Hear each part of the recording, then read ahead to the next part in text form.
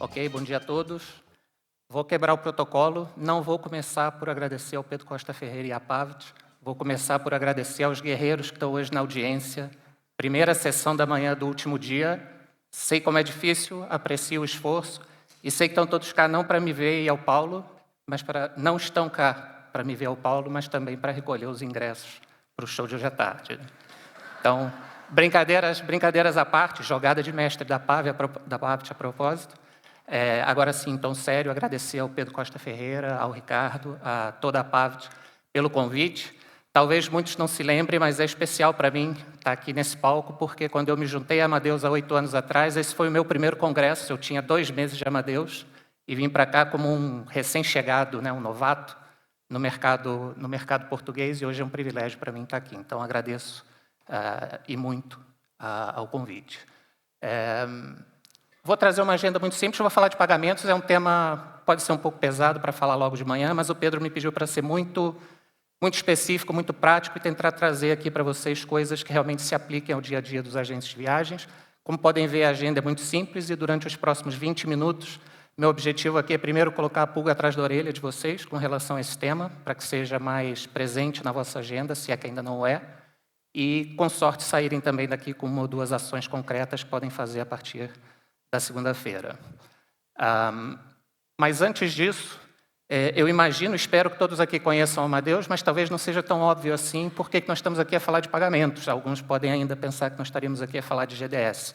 Então, me permitam roubar 30 segundos, trouxe aqui uma linha do tempo muito rapidamente para que todos entendam o que nós temos a ver com isso e qual é a nossa jornada nesse segmento. Começamos a nossa jornada de pagamentos há mais de 20 anos, quando começamos a incorporar algumas funcionalidades de gateway de pagamentos dentro do Altéa, que era o nosso sistema, é ainda o nosso sistema para as companhias aéreas. Isso evoluiu até que em 2012 criamos uma unidade de negócios específica para pagamentos. Naquela altura ainda focada em serviços de recebimento de pagamentos a nível global para as companhias aéreas. Um pouco mais tarde, com a evolução desse negócio, em 2016, lançamos as nossas primeiras soluções para agentes de viagens. Nesse caso aqui, focado muito mais no payout, no lado do pagamento de fornecedores, através de uma carteira virtual integrada com todo mundo Amadeus. E, em 2023, talvez tivemos que tomar a maior decisão que a Amadeus teve que tomar nesse mundo dos pagamentos. Nós tivemos que criar uma empresa chamada Outpace, porque tínhamos chegado ao limite daquilo que podíamos, como entidade não regulada. Acho que toda a gente aqui sabe que o mercado financeiro é altamente regulado. Nós tínhamos chegado no limite daquilo que podíamos fazer sem nos tornarmos uma entidade regulada. Obviamente, a Amadeus não podia se tornar uma entidade financeira, criou uma empresa com esse fim, e no ano passado nós obtivemos a nossa licença, uma e-money license, através do Banco da Espanha, e estamos habilitados hoje a prover uma série de serviços financeiros diretamente a nível europeu. Não menos importante, também no ano passado, compramos uma empresa espanhola, baseada em Barcelona, a Voxel, para complementar uma parte que faltava no nosso portfólio, e que tem a ver com pagamentos, que é todo o manejo, emissão, recepção e manejo de faturas eletrônicas e também área de procurement. Mas chega de falar de nós, não estou aqui para falar da Amadeus, estou aqui para falar um pouco da indústria e trazer para vocês algumas das coisas que têm acontecido e que influenciam, com foco específico em agentes de viagens, importante lembrar disso. E também um disclaimer antes de entrar aqui nos tópicos: toda vez que eu falar de pagamentos, eu estou a falar de pagamentos no sentido amplo da palavra. Pagamentos vocês como recebedores, pagamentos vocês como pagadores, todo o processo de pagamentos, desde o momento que vocês apresentam uma oferta ao vosso cliente até o momento que ele recebe uma fatura no final, com todos os pagamentos e interações entre fornecedores que vocês precisam fazer para compor o vosso produto. Sempre que eu falar pagamentos, eu estou a falar nesse sentido mais amplo da palavra e não em uma transação específica, por assim dizer. Então, vamos começar a olhar aqui um pouco sobre a evolução da indústria e coisas que muitas delas vocês devem ter vivenciado presencialmente e outras talvez nem tanto. Algumas óbvias aqui, especialmente depois do Covid, um declínio constante e significativo de tudo que são as transações em cash. Isso é uma tendência que já vem acontecendo nos últimos anos e nós vemos que vai continuar a acontecer. E, obviamente, quando um lado da balança desce, sobe o outro, um aumento muito grande na mesma proporção de tudo aquilo que são as transações. Aqui menciono cartões de débito, mas débito pré-pago, crédito, e tanto que no mundo business to business como business to consumer, e tanto cartões físicos como virtuais. Então, um lado da balança a descer e o outro a subir. Daqui a pouco o Paulo vai dividir o painel comigo, vai falar também sobre algumas tendências novas e acho que nos aproximamos do fim do dinheiro muito proximamente. Uma outra coisa que é interessante e tem a ver com isso é a explosão nos últimos anos, e de novo, especialmente depois da Covid, das carteiras eletrônicas. Tanto a nível pessoal, possivelmente todos vocês já utilizam e não colocam mais um cartão de crédito físico em nenhuma compra que fazem na internet, assim espero. Os cartões virtuais vieram, junto com essas duas tendências, ocupar um espaço muito significativo, especialmente na nossa indústria, e cremos e esperamos que isso ainda tem muito espaço para crescer. Esses talvez sejam aqueles movimentos, ou a parte da evolução que aconteceu no mercado mais recentemente, que vocês tenham sentido mais diretamente, umas outras talvez sejam um pouco menos óbvias, como a inteligência artificial, e fiquem tranquilos, eu não vou entrar no tema, nós já tivemos um masterclass aqui no primeiro dia, através do Sérgio, mas trazer um par de exemplos onde a inteligência artificial já tem um papel importante na indústria de pagamentos, notadamente prevenção e detecção de fraudes. Já existe um esforço muito grande de utilização de inteligência artificial nesse sentido, e um outro, que é um pouco mais recente, que agora também está a se tornar muito importante, que é a orquestração de pagamentos. Com a variedade de pagamentos que existem hoje, é importante que se possa fazer escolhas rápidas de qual o melhor método de pagamento ou melhor modelo de pagamento a utilizar ao nível de cada transação, se possível. Inteligência artificial já começa a ter um papel importante nisso. E, por último, mas não menos importante, a questão da personalização, que vocês já conhecem em diversas outras dimensões do vosso negócio, mas não é diferente em pagamentos. E, nos últimos tempos, e eu espero convencer vocês aqui disso nos próximos minutos, pagamentos têm se tornado uma das grandes áreas de investimento na área das viagens, especialmente por agentes de viagens de todos os tipos, como uma forma de diferenciar os produtos em relação à concorrência. E eu vou trazer aqui alguns exemplos que espero que mostrem claramente para vocês o que eu quero dizer com isso. Cito aqui como exemplo o Buy Now Pay Later, mas existem inúmeras ofertas. Podemos considerar crédito, podemos considerar garantias de preços, podemos considerar a inclusão de outros produtos como seguros e etc. Ou seja, uma panóplia de opções que podem ser consideradas aqui debaixo do guarda-chuva de pagamentos para efeito de personalizar as opções para o vosso cliente. A palavra-chave aqui é opções. Opções, opções, opções, é não deixar que o seu cliente se vá por não ter aquela opção de pagamento disponível para concretizar o negócio. E, novamente, quando eu falo aqui de cliente, não é só daquele cliente que está a comprar de vocês, não estou só a falar do viajante, estou a falar também dos vossos parceiros de negócios, o nosso business, o business de vocês, principalmente, ele é muito focado em compor produtos que vêm de diversos fornecedores, seja uma companhia aérea, seja um hotel, seja uma atividade no destino, seja aquilo que for. E quando eu falo aqui em pagamentos e falo dos vossos clientes, pensem nas duas dimensões. É o cliente que vos paga, mas é aquele cliente parceiro de negócios com quem vocês também têm que ter uma relação e uma transação comercial em algum momento para compor as vossas soluções. Isso é o que tem acontecido e imagino que vocês já tenham sentido algumas dessas coisas e algumas tendências nós vemos que vão seguir trazendo mudanças no âmbito de pagamentos, e aqui eu falo especificamente a nível europeu e, novamente, com foco em agências de viagens. Algumas delas vão ser top-down, algumas delas vão vir através de regulamentações, mudanças em regulamentações. Não vou entrar nesse tema porque é justamente a área que o Paulo vai tocar bastante, mas trago um exemplo que é, a nível de União Europeia, a obrigatoriedade de implementação em todos os países membros de faturas eletrônicas. Esse é um tema que Portugal já está adiantado, mas para vocês terem uma ideia, há países grandes, a França começa no ano que vem, a Alemanha na virada 26 para 27, ainda no curto prazo, Polônia, a Bélgica e outros que vêm pelo caminho. Então, algumas coisas vão ser top-down, não vão ser opcionais.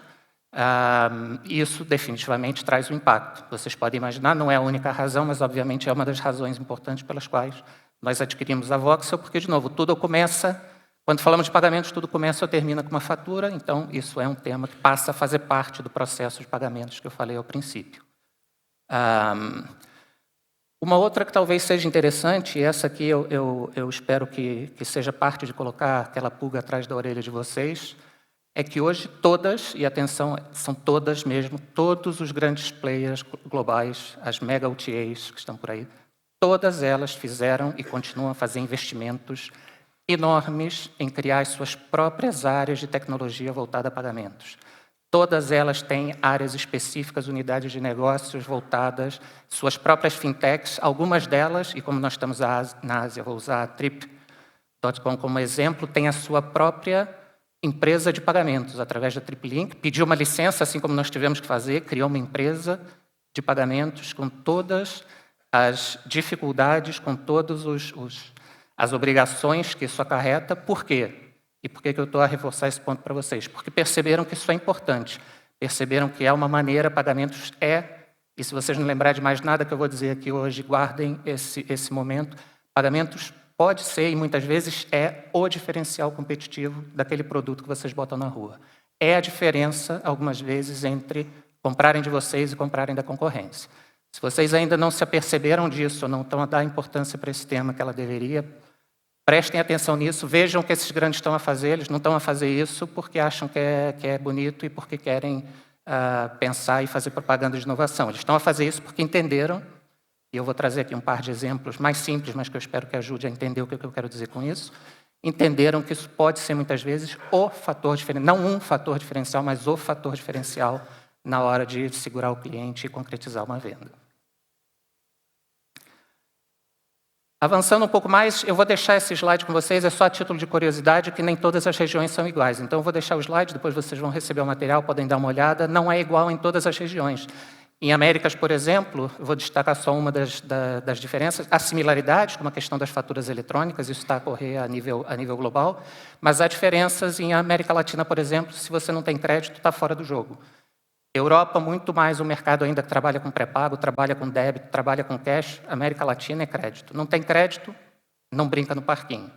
Então, vou deixar aqui para vocês os slides para vocês darem uma olhada. Quem tiver mais interesse, obviamente, podemos conversar. Mas, de novo, não é a mesma coisa em todo lado. As regiões estão em ritmos diferentes e têm problemas e tendências diferentes. Agora, o que interessa, né? Como é que isso impacta o vosso dia a dia, quais são aquelas áreas de atenção que eu gostaria que vocês pensassem, se é que ainda não pensam, e tenham atenção a partir de segunda-feira, quando voltarem para os vossos negócios. Vou trazer aqui 5 pontos que eu considero que são críticos, mas antes quero trazer 2 exemplos do dia a dia, que não tem necessariamente a ver com viagem, mas que eu espero que ilustrem tudo aquilo que eu disse até agora, e espero que, de novo, ponha a pulga atrás da orelha de vocês com relação ao tema de pagamentos. E o primeiro deles, acho que toda a gente vai reconhecer essas imagens. Isso aqui é o nosso famoso aeroporto de Lisboa, que, se eu prestei bem atenção daquilo tudo que foi dito ontem, ainda vai conviver conosco por algum tempo. Mas o tema aqui não é o aeroporto, o tema aqui são opções de transporte no aeroporto. De um lado, nós temos a fila, ou a falta de fila na linha de táxis, algo com que eu me deparo muito frequentemente no aeroporto. Do outro lado, nós temos o P2, a pick-up area dos aplicativos de transporte, o que, se vocês, como eu, vão para esse lado, algumas vezes chega a ser caótico. Normalmente, a minha experiência, e eu passo por lá com bastante frequência, é que há muito mais gente do lado de lá, ou seja, esperar o transporte aplicativo no P2 do que na fila do táxi. E outro dia eu estava lá, naquele meio caos com a minha bagagem, a tentar identificar o modelo do carro, a cor do carro, a matrícula, para não entrar no carro errado. Pensei, o que eu estou a fazer aqui? Por que eu não fui para a fila do táxi, que não tinha ninguém, já estava a caminho de casa? O que eu estou a fazer? E parei para pensar nisso e comecei a pensar, bom, os carros não são melhores nos aplicativos, os motoristas não são melhores, aliás, eu tenho pego motoristas que não falam nem português hoje em dia nos aplicativos, o preço não é necessariamente melhor, já foi melhor, mas hoje é muito equivalente. Então, por que eu estou a pegar um serviço que, em teoria, e é muito menos cômodo? Porque, como eu disse, muitas vezes é muito mais rápido e prático entrar direto no táxi do que ir até o P2 pegar o aplicativo. Por que as pessoas, consciente ou inconscientemente, vão para lá? Eu sempre vou para o aplicativo. Por causa do pagamento. Ou melhor, eu me atrevo a dizer, pela falta do pagamento. Esses aplicativos tornaram todo o estresse, ansiedade e medos que muitos de nós tínhamos associados a tomar um táxi, imagina num país estrangeiro, se você tiver a viajar para outro lugar, e tornaram isso invisível. A partir do momento que você clica naquele botão, você remove da equação todo o estresse e ansiedade relativo ao pagamento. E esse é o diferencial que faz com que esse serviço, que não é melhor necessariamente, como eu acabei de dar o exemplo, capture o cliente ao invés do táxi. E, para trazer mais um exemplo, outro dia me deparo com essa, e para alguns pode ser surpresa, mas sim, eu sou daqueles que gosta de ir no mercado. Estou a fazer minhas compras numa grande cadeia de supermercados aqui em Portugal, quando vejo essa placa no caixa, quando estava lá comprar meu pão, que agora é possível pagar minhas compras em Portugal diretamente com o Pix, se eu tiver uma conta no Brasil habilitada para isso. E não sei se vocês sabem, mas toda pessoa que tem uma conta bancária no Brasil hoje em dia tem Pix. As pessoas pedem dinheiro na rua e que não tem casa, pedem através do Pix, para vocês terem uma ideia de como isso é popular no Brasil. E por que esse mercado fez isso? Tinha necessidade? Estava com dificuldades de pagamento? Não, porque entendeu, assim como no exemplo anterior, que ao dar uma opção adicional, e aqui volto de novo, opções, a dar uma opção adicional para os seus clientes, isso poderia fazer com que eles fossem fazer compras lá e não fazer em outro lugar. Porque perceberam que há milhares, se não centenas de milhares de pessoas hoje em Portugal que podem estar a fazer o Erasmus, podem estar aqui a passar férias, podem estar a fazer uma transição de país, ou podem estar aqui por que razão for, e que talvez isso ajude a remover a fricção do pagamento. Tenho certeza absoluta que muita gente deixou de ir a outro mercado e passou a ir lá para pagar diretamente com o Pix do Brasil. E estou a usar o exemplo aqui do Brasil, mas podia ser de qualquer lugar na minha região, que não faltam só americanos, ingleses, franceses. Para esses não é tão complicado, porque estamos mais ou menos dentro da mesma região, mas chineses e pessoas de outras áreas que certamente, se tiverem esse tipo de opção, vão usar o pagamento como o fator diferencial, porque, afinal de contas, quanto mais que você consegue diferenciar um mercado do outro. Então, espero que isso tenha trazido para vocês alguns exemplos que são muito simples. Se vocês pensarem no vosso cotidiano, vão ver que existem outros. Enfim, acho que facilita o entendimento. Um parêntese, eu sei que aquilo que vocês fazem é muito mais complicado que isso. São transações muito mais complexas. Não estou a querer dizer que é a mesma coisa, mas o princípio é o mesmo. O princípio de remover a fricção do pagamento pode ser a diferença entre vender ou perder essa venda para a concorrência. Entre ter um bom fornecedor ou ter que trabalhar com um não tão bom fornecedor, entre ser um fornecedor preferencial ou não ser um fornecedor preferencial. E acho que o Pedro deu um exemplo aqui, que eu não vou citar nomes, mas deu um exemplo no primeiro dia, onde está a se gerar uma fricção, no meu modo de ver, desnecessária, que sempre se pode sentar, conversar e, entre dois parceiros, chegar à conclusão de uma maneira de como fazer as coisas funcionarem. Remover a fricção é a palavra-chave. Avançando aqui por conta do tempo, vou falar rapidamente sobre os cinco temas. Vamos lá, o primeiro é eficiência de pagamentos. Quando pensamos em pagamentos como esse fluxo contínuo que eu comentei, com todas as etapas do pagamento, cliente, fornecedores, até a fatura no final, tudo isso tem que, de alguma maneira, estar bem orquestrado, tem que estar integrado e tem que operar em harmonia. Senão, não é possível remover essa fricção. Se eu trato todos esses componentes de maneira isolada dentro da visão que é a construção do meu produto, ou que é a estratégia de pagamentos da minha empresa, vai ser impossível fazer com que isso aconteça. Sempre vai existir fricção.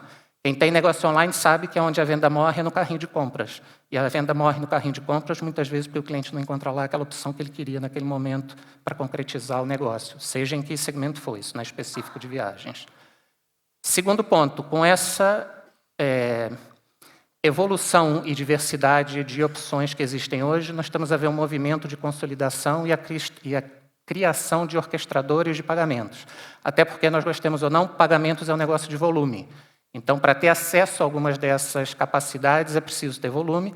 E nós vemos empresas que passam a prover não só um, mas diversos tipos de serviços de pagamentos, com a intenção de capturar mais volumes, mais negócios dos mesmos clientes e, com isso, poder oferecer melhores condições comerciais e todas as facilidades que nós já sabemos desse tipo de modelo, em termos de menos manutenções, menos conexões, menos integrações para fazer. Então, essa é a segunda força importante que vocês têm que ter atenção. A terceira, fraude e prevenção de fraude e segurança. Já falei um pouquinho disso no início, mas aqui quero dar um exemplo que não necessitamos necessariamente de tecnologias revolucionárias ou inteligência artificial para começar a resolver o problema. O simples uso de cartões virtuais, e isso vale tanto para o business to business como para o nosso uso, nós como consumidores, reduz imensamente a possibilidade e o número de fraudes. A comparação do número de fraudes entre um cartão virtual e o mesmo cartão físico é significativamente menor no uso de cartões virtuais. Então, medidas simples podem ajudar a diminuir esse problema sem que tenhamos que entrar aqui em discussões de tecnologia ou coisas mais complicadas a fazer. O quarto ponto, pagamentos cross-fronteira. Necessidade inerente do negócio de vocês. É praticamente impossível montar um produto hoje sem ter que trabalhar com fornecedores de todos os cantos do mundo. Isso gera as naturais complexidades E o ponto aqui não é nem tanto chamar atenção para isso, porque eu tenho certeza que é um tema que está sempre na agenda de vocês, já hoje em dia, mas o que eu vejo nas conversas com clientes normalmente é um foco muito grande quando falamos disso em eficiência operacional, redução de custos, reduzir o prazo de pagamentos, e eu queria chamar aqui a atenção para um outro lado dessa moeda que muitas vezes é ignorado ou é esquecido, que é a oportunidade de rentabilizar os meus pagamentos cross-border. Vou voltar lá ao exemplo do mercado, eu não faço ideia de como é que foi implementada a solução, tá? Eu só vi a placa ali no caixa, mas existe a possibilidade hoje, se ela foi bem implementada, esse mercado está a ganhar um revenue share desse câmbio que tem que ser feito. Porque quando eu pago com o Pix do Brasil a minha compra do mercado, necessariamente uma conversão de câmbio vai ter que ser feita.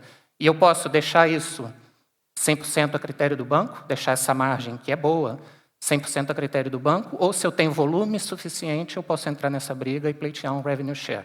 Então, se vocês têm muito esse tipo de situação, tem volume para isso, olhem também por esse ângulo de uma nova linha de rentabilidade quando pensarem nos pagamentos cross-border, e não só na eficiência ou na redução de custos. E, por último, como sempre, voltar ao tema da personalização. De novo, opções, opções, opções. Pensem, quando tiverem a criar o produto de vocês, quando tiverem a pensar no próximo ano, pagamentos como parte da vossa estratégia, como parte do que pode ser o diferencial competitivo do vosso produto.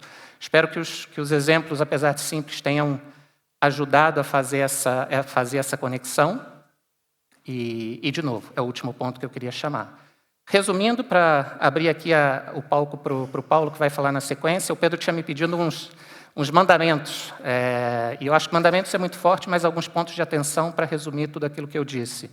Como você paga e é pago tem que ser parte da sua estratégia de negócio. Se vocês não têm uma estratégia de pagamentos, pensem em uma, seria a minha recomendação número 1. É um jogo de volume, e aqui eu vou aproveitar para fazer uma chamada para os grupos. A maneira dos pequenos e médios participarem, muitas das coisas que eu falei aqui, é através dos grupos. Então, grupos, fica aqui o call to action, se não estão ainda a tratar esse tema como estratégico, coloquem na sua agenda, e associados, se os vossos grupos, e aí me perdoem os grupos, se os vossos grupos não estão a dar resposta para esses temas, cobrem dos grupos, porque é uma maneira de vocês poderem participar nesse jogo. Cartões virtuais e faturas eletrônicas são os low-hanging fruits, são soluções já extremamente maduras, custo virtualmente nenhum versus o benefício que elas trazem. Então, olhem para esse tipo de solução se vocês ainda não fizeram. E tenham curiosidade, olhem para as opções, porque tem muito risco e oportunidade que pode vir por aí. Por último, e aqui é o meu gancho para o Paulo poder começar com a parte dele, com a segunda metade desse painel, inteligência artificial e as regulamentações vão mudar as coisas rápido. Não sejam pegos de surpresa, estejam atentos a esse tema. Era isso que eu queria trazer para vocês hoje. Muito obrigado e chamo o Paulo Amaral para dar continuidade.